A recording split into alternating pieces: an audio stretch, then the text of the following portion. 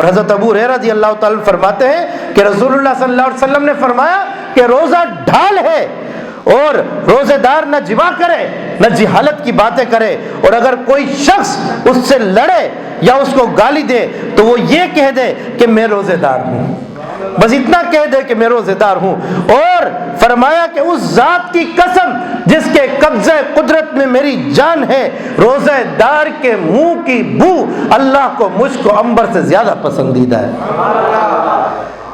وہ کون سی بو جو بھوک پیاس کی وجہ سے انسان کے معدے سے آتی ہے، اللہ کو مجھ کو عنبر سے زیادہ پسندیدہ ہے۔ اور فرمایا کہ وہ اپنے کھانے پینے اور نفس کی خواہش کو میری وجہ سے ترک کرتا ہے۔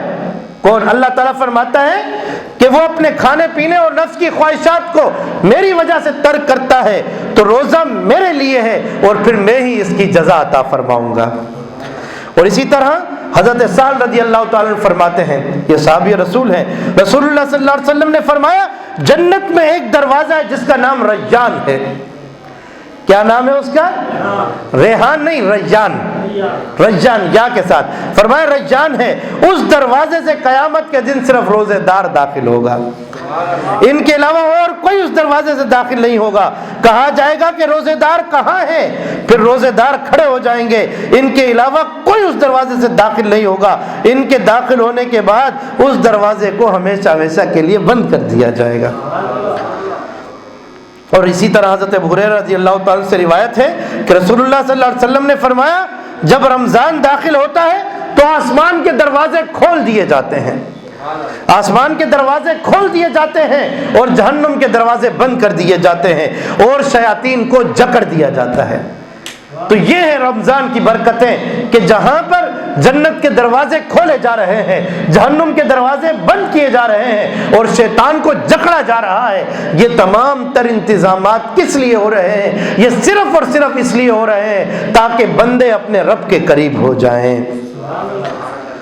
یہی وجہ ہے کہ جب آپ روزہ رکھتے ہیں تو آپ رب کے قریب ہو جاتے ہیں۔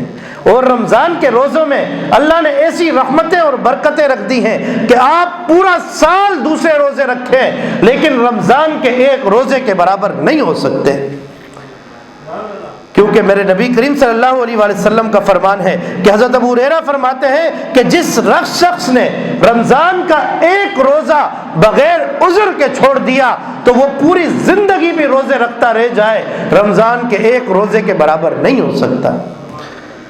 تو یہ رمضان کے روزوں کی بڑی فضیلت آئی ہے، تو ہم خوش نصیب ہیں کہ اللہ نے ہمیں اتنی فضیلتوں والا برکتوں والا مہینہ عطا فرمایا ہے۔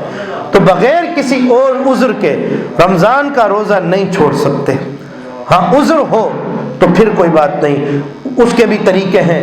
قرآن پاک نے اس کے لیے ہمارے لیے بہترین رہنمائی فرمائی ہے کہ اگر عذر ہو تو کئی عذر ایسے ہیں جن میں ہم روزے کی قضا کر سکتے ہیں، اور کئی عذر ایسے ہیں کہ جن کا اگر حل موجود نہ ہو تو ہم فدیے کے طور پر روزے کا کفارہ دے سکتے ہیں۔ لیکن جتنی طاقت ہو تو روزہ مت چھوڑیں، کیونکہ روزہ اگر ایک چھوٹ جائے تو ساری زندگی کے روزے بھی اس کا بدل نہیں ہو سکتا۔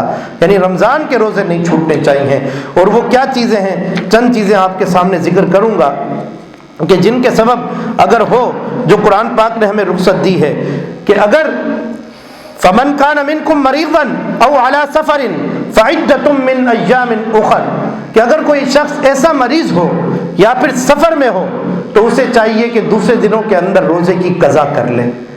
کون سا مریض؟ یاد رکھیں آج کل ہمارے ہاں معاشرے میں یہ بات عام ہو چکی ہے کہ بس تھوڑی سی طبیعت خراب ہو جائے تو روزہ چھوڑ دیتے ہیں۔ جیسے کہ میں نے حدیث سنائی کہ رمضان کے روزوں کی مثل پورے زمانے کے روزے رکھ لے تو رمضان کے ایک روزے کے برابر بھی نہیں ہو سکتا۔